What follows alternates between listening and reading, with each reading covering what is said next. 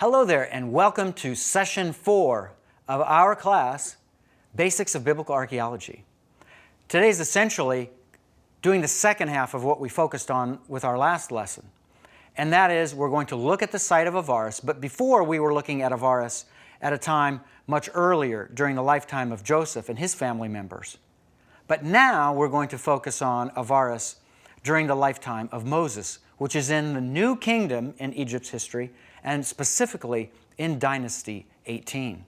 So we start with phase D 1.2, Stratum E 1.2, which essentially gives us a hard and fast date on an absolute timeline of roughly 1560 to 1535 BC. And just to give you a little bit of perspective, Moses was born in 1526 BC. So this is the time period, this is the stratum, the occupational phase at Avaris, where Moses would have lived right before he was born.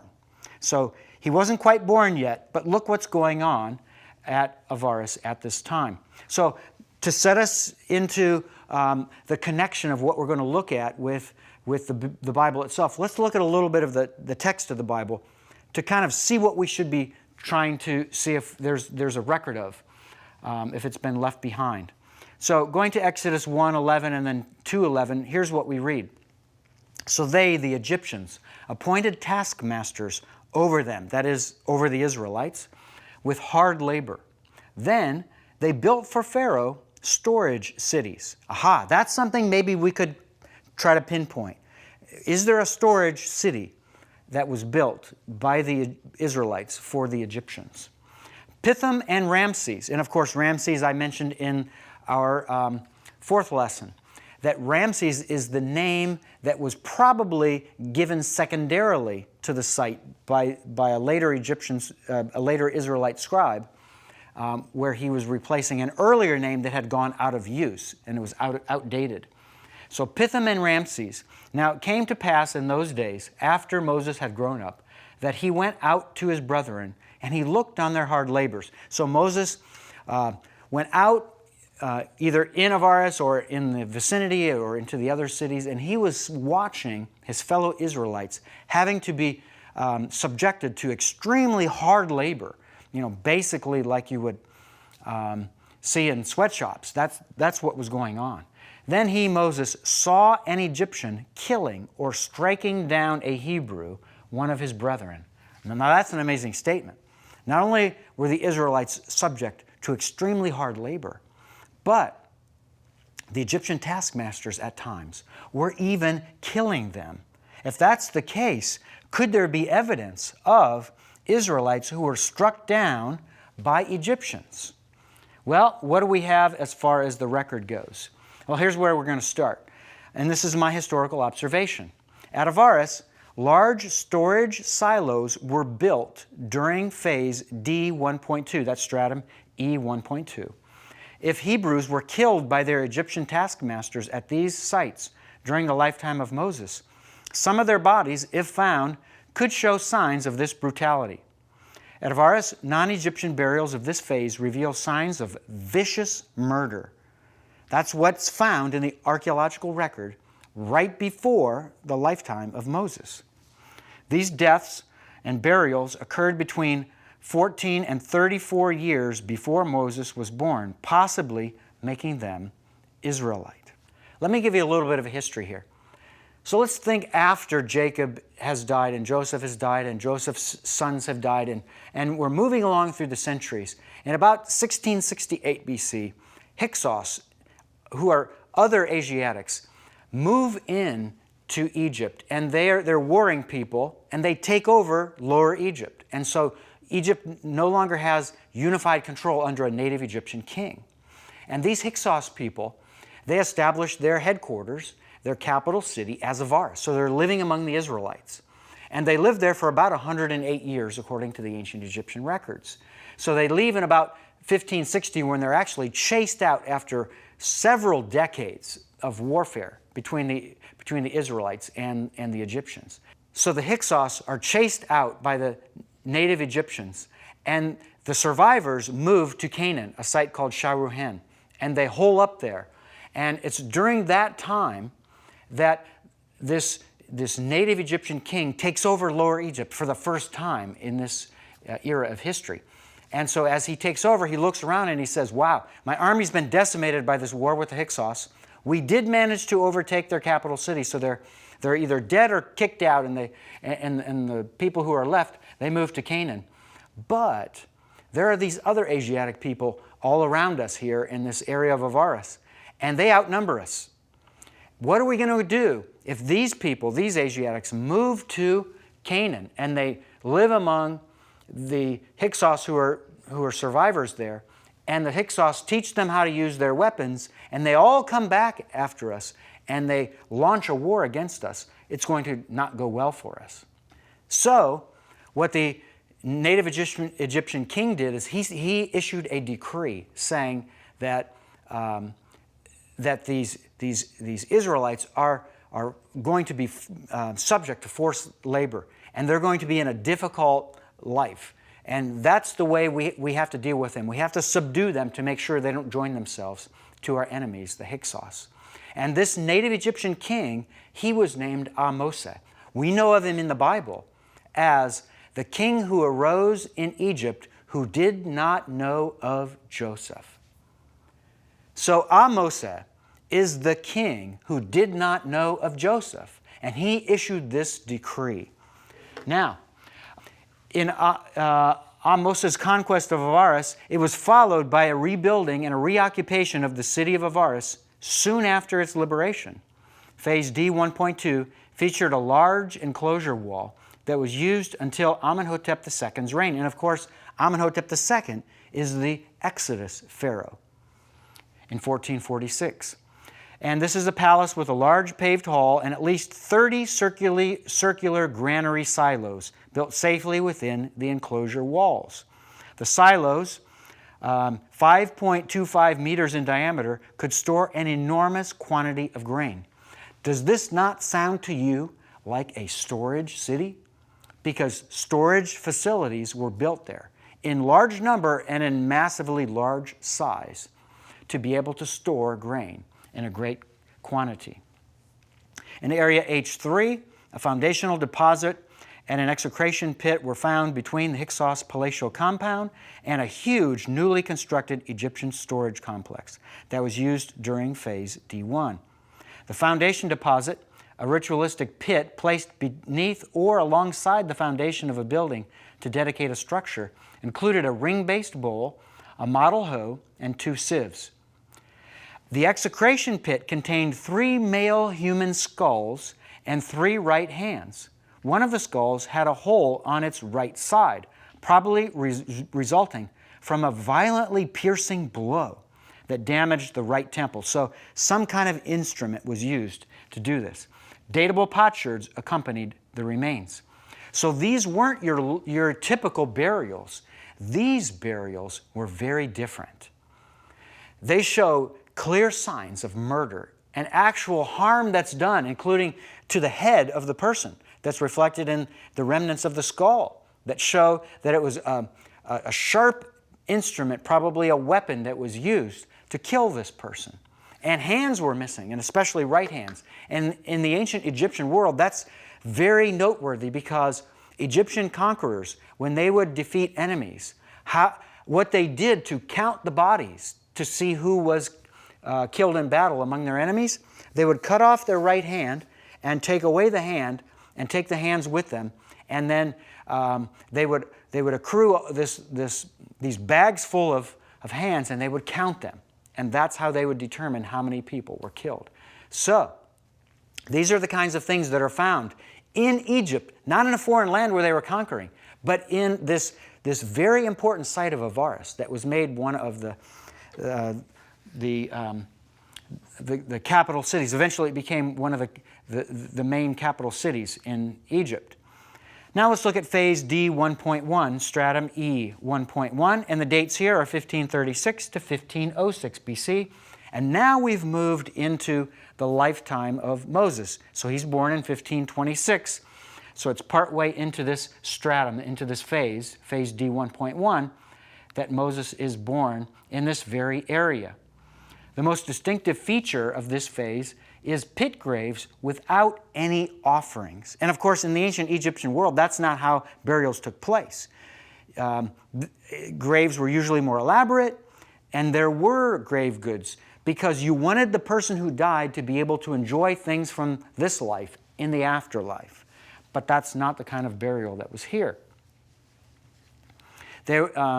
These burials consisted of single or multiple burials of people face down. They were lying face down when buried, on their chests, or in a haphazard position. The majority of these burials occurred in a special complex, but almost all contained the remains of young men 18 to 25 years of age, with some having been ritually executed. So once again, in this next phase, we have a continuation of non-standard burial and non-typical cordial behavior, where people are being murdered, and the remnants are there to be seen. And the fact that most of these young men were 18 to 25 years of age, that coincides well with the Bible's suggestion that it was the young men who had been doing the majority of the work in building buildings for the ancient Egyptians. So these very well could have been Israelites. Some of the executions seems to have been brutal, a type unattested in Egypt. So we have very different burials than are found anywhere in Egypt. They're one of a kind. Skeletons of 2 men buried face down were found in execration pit L1016, partly atop one another, and one of them headless. About 380 smashed pottery vessels were broken over their skeletons. And that is a form of an execration ritual, and it's usually not performed on live bodies. It's performed as an act to symbolize the successful conquest of some people group or some city that you were anticipating taking advantage of. Normal Egyptian practice was for clay figurines of enemies to be substituted for the actual enemies, with their names inscribed on them before being smashed into pieces. But this is very different. This is an actual enactment of the killing of people ritualistically in a way that's usually reserved only for objects that represent the people. But this is very different, what took place at Avaris. So, what did this look like in the archaeological record? And this is a little bit faint and difficult to see, but you can see some architectural design. So probably walls here of most likely, I would guess, a compound. And in here, these are graves 6 and 7. So again, this dates to 1540 to 1506 BC or so. And Moses, again, was about 20 years old at the end of this occupational phase. And we know that from Exodus 2:11 and the other chronological passages. So here are a couple of the pit graves without burial offerings. So again, the people are placed here more haphazardly. There are no offerings that are there. There are no grave goods to be able to be used by the person in the afterlife. So this is your very atypical kind of burial in ancient Egypt. It's very possible that you have the left leg removed from this person and possibly the right hand as well, although this may be enough to represent his hand. But these are some of the pit graves without burial offerings. And then here is pit 1016. So there are these 2 people who are buried face down with one body, very much clearly headless. So you see no skull here with it. And this one atop of this body, so that's a haphazard burial. Again, face down, which is very unusual for burial in the ancient world. And on top of them were pottery, chips, and stone quartzite fragments reflecting this execration ritual that would have taken place. And even more burials of this type were found outside the compound, some containing up to 3 burials apiece. Wow. So it's possible that these burials that we see at ancient Avaris represent what we read about in the Bible, where murders were taking place and the Israelites were being subject to hard labor and forced to construct things at an incredible pace and with great effort, day and night. So, very good chance we can connect the account we read about in Exodus with some of these burials that were found at Avaris. The next phase, phase C3, Stratum D, lasts from roughly 1506 to about 1473 BC. And that's, again, moving further into Dynasty 18 and into the 15th century. And, of course, the Exodus is going to be in 1446. So we're coming close to the time of the period of the Exodus. And probably at this time, in phase C3, Moses is in the land of Midian, for most of that at least.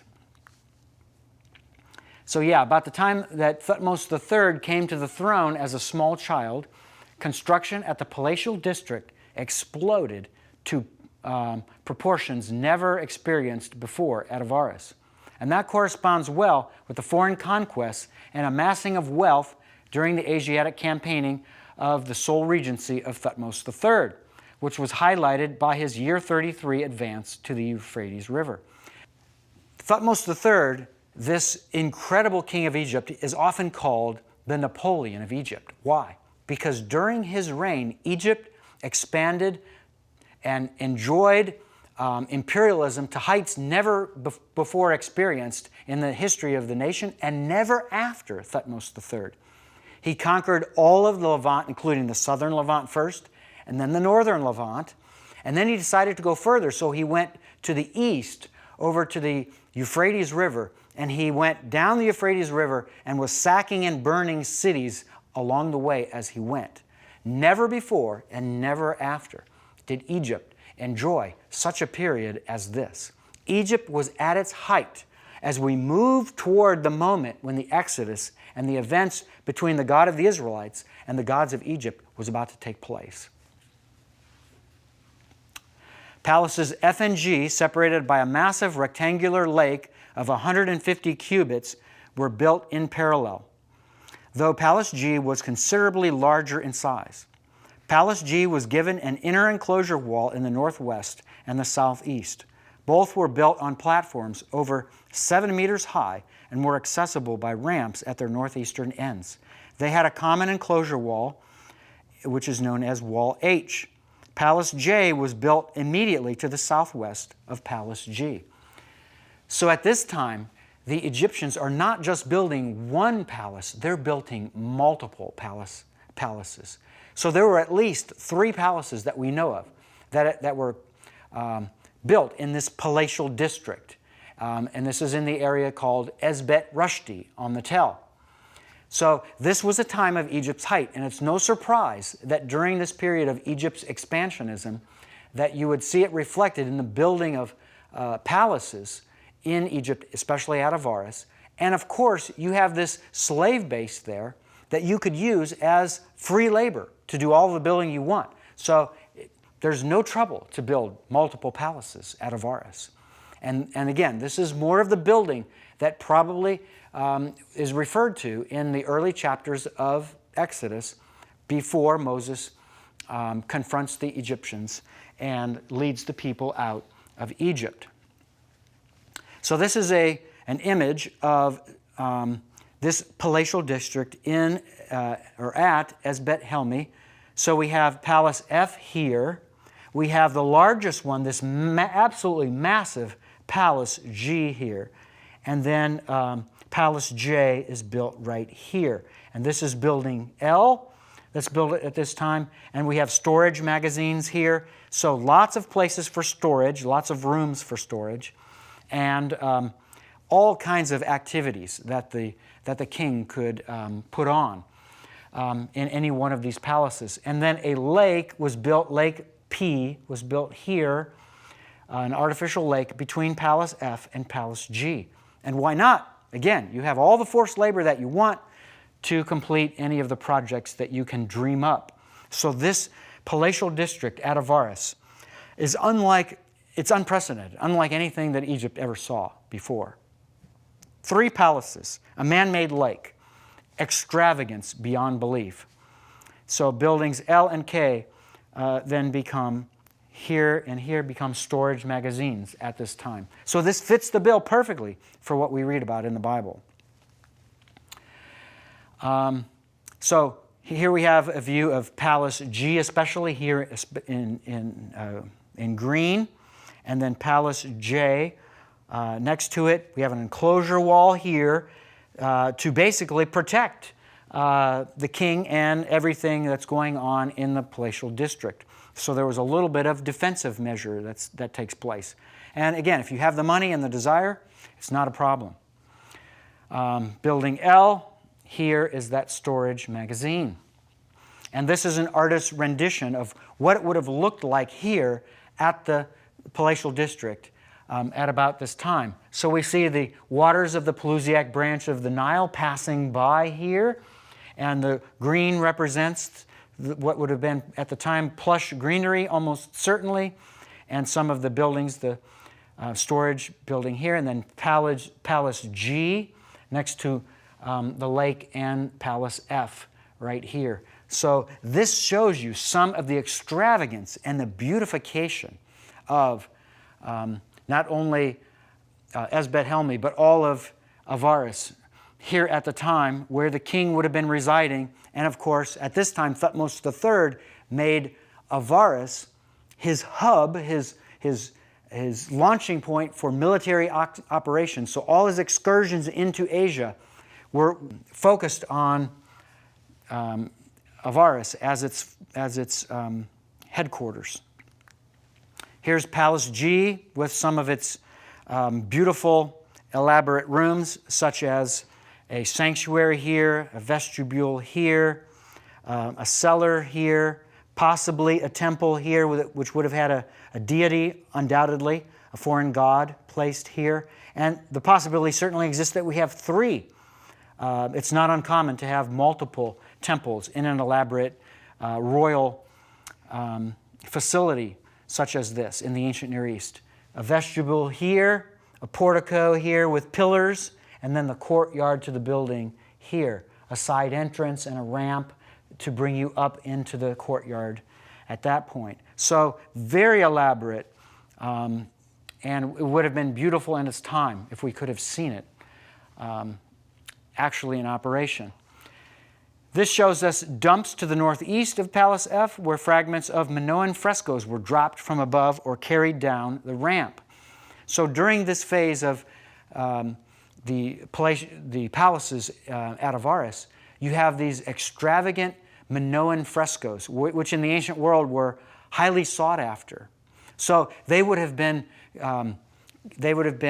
made in Crete by the Minoans there, and the Cretians would have shipped them down to Egypt, undoubtedly for sale or for trade, and the Egyptian king would have put them on the walls there, these frescoes, and they would have been absolutely beautiful, displaying the power and wealth and prestige of the Egyptian king. So here is a Minoan fresco of one of the charging bulls that would have been on the walls there at the palace. So you can see how nicely this was fashioned. All right, and that takes us to phase C2, or stratum C at Avaris. And this takes us from 1473 BC. So this is during the reign of Thutmose III, while Moses is still in the land of Midian, all the way until 1446. And by that time, of course, Moses arrives in Egypt and the Exodus takes place in that very year. So now we come to the juicy stuff, the fun things.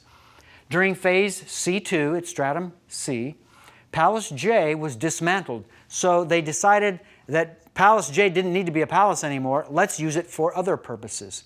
And again, this probably took place first under Thutmose III, and this increase in military activity as he launches his army into the Levant to capture city after city after city and become extremely wealthy.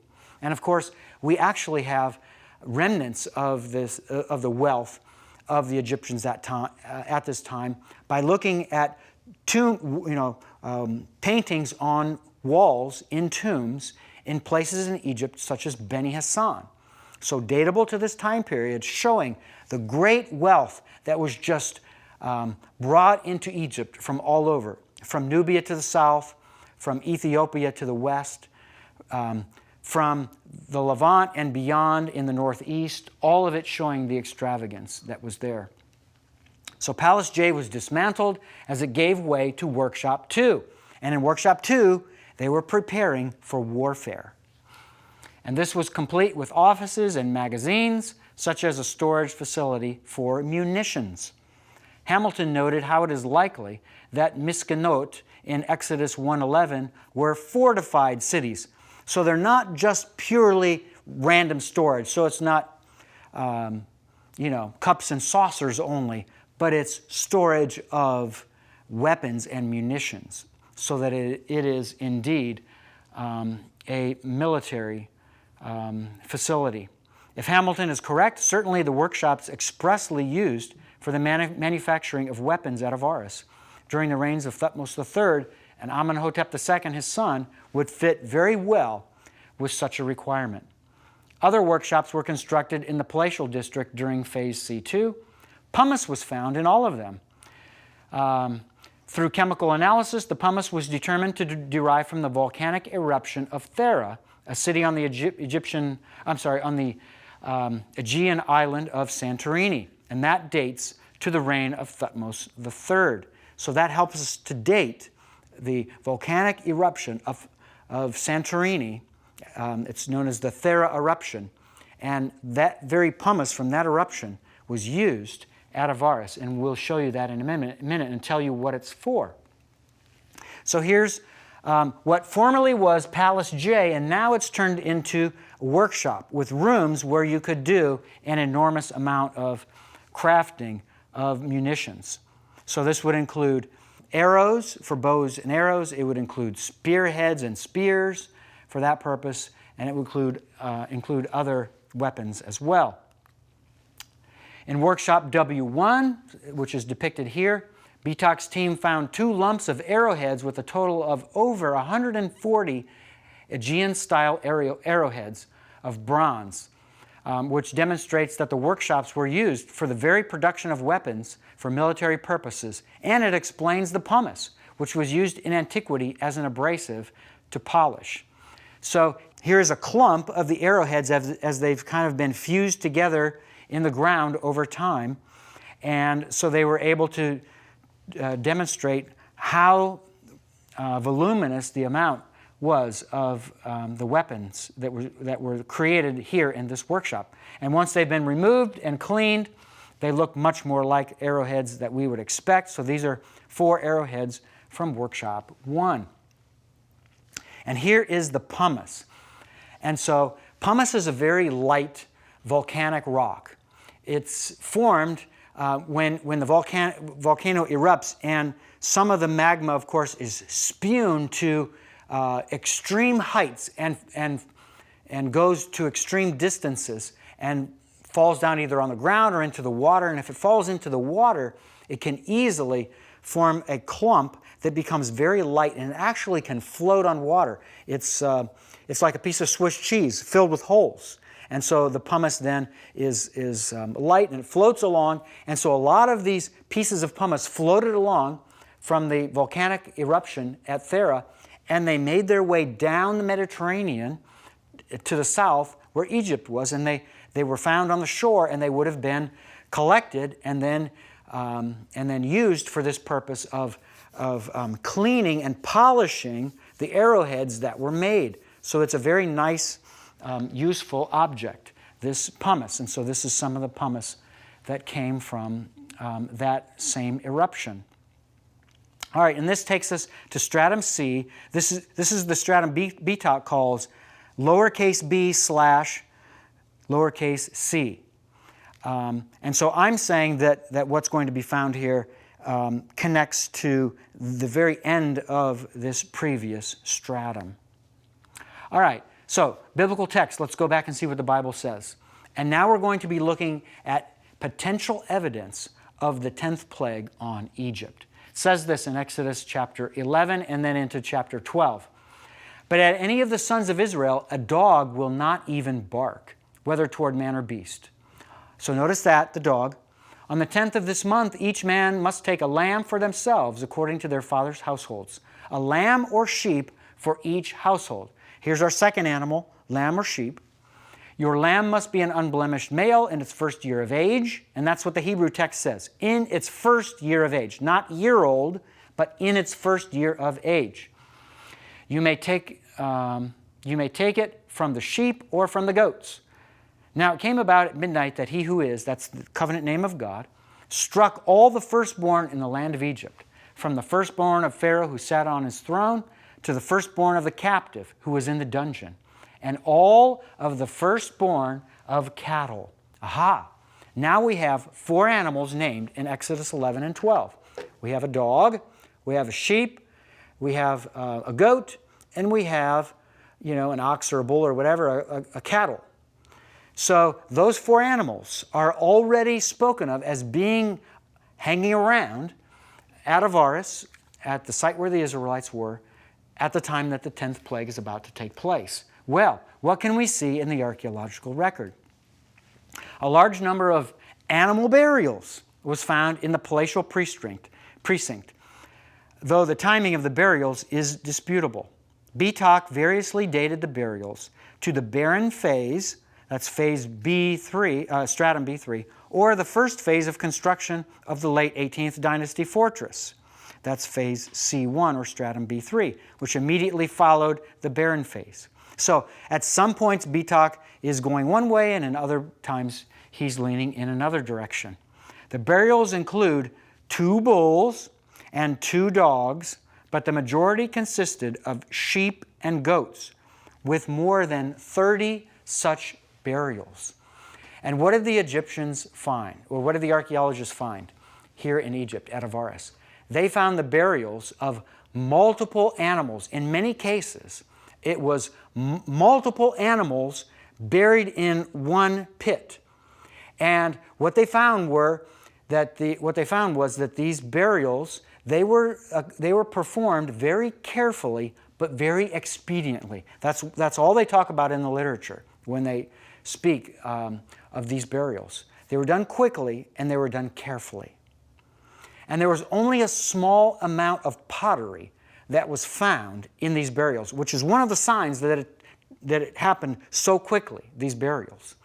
And the very little pottery that was found is pottery that's indicative of the 2 reigns of Thutmose III and Amenhotep II. So anywhere within that window of either one of those reigns, that's where the pottery dates to. Is that not amazing? Because as I demonstrated already in 2006 in a journal article that I published in the Master's Seminary Journal, Amenhotep II is the only candidate for the Exodus Pharaoh who fits all of the biographical requirements of the Exodus Pharaoh himself that we read about in the book of Exodus. There's no other candidate in Egypt's 18th dynasty or 19th dynasty, if you want to say the Exodus Pharaoh was a Ramesside king. No other candidate fits all of the requirements for the Exodus Pharaoh except Amenhotep II. And it's in these burials of animals that we find pottery from the reigns of Thutmose III or Amenhotep II. So this very well could be connected to the event of the Exodus itself. And these could be burials of animals that are the very animals that we just read about in Exodus 11 and 12. This is the burial of a bull at the end of stratum C. That's Betok's C/B. There it is, from the firstborn of cattle. And note, these burials are found in the palatial district where cattle really shouldn't be roaming around. But the fact that it's not moved from here suggests that probably it was buried on the spot. Here is a burial of a goat at the end of stratum C. And again, most of the burials of the goats and the sheep are of animals in their first year of age. That's the age they had to be for the Israelites to sacrifice them. And it wasn't a feast that the Israelites were having. They were only killing the animal in its first year of age that was unblemished, taking a part of the meat, roasting it, and eating it to commemorate the event that was about to take place. That's what happened. It wasn't a feast of the food. So that's why we can see burials of sheep and goats in their first year of age at Avaris that can be connected to the 10th plague, the preparation when the Israelites were to kill a sheep or a goat in its first year of age and take the blood, eat of it, and then take the blood and put it on the doorposts and lintels. Here is a ram burial. How did this ram die? The archaeologists examined this, the bones, especially the head, and they determined that this ram was killed by a blow to the back of the head. In other words, this was a mercy killing, if you will. It wasn't a stab wound. It wasn't a decapitation. It was a blunt instrument, probably a heavy blunt instrument, that issued a blow to the back of the head to this ram, and next thing you know, the ram falls over and dies. And so it's buried here in this place, undoubtedly in its first year of age. So again, these can be the very animals that we read about in the book of Exodus. Many of the pits were sunk into the core of the foundations of Thutmose walls. And I'll mention too that there was one female that was that had died that literally had a calf coming out of the birth canal. So the mother and the calf died at the very same time. And that would make sense if the birth happened to be at the very moment of the death angel passing by. The mother wouldn't have survived and the calf wouldn't have survived. All right, so that's a glimpse of some of the evidence that exists at the site of Avaris to show how the narrative we read about in the biblical text that describes these amazing events, it can be confirmed historically through archaeology. So now you're seeing the value of connecting the study of the ancient world and the material objects from it through archaeological excavation, how that can be so useful in helping us to not only see the very same events happening in the Bible, but to inform us and help us to understand what's going on in the biblical text in a greater and more detailed and a fuller way.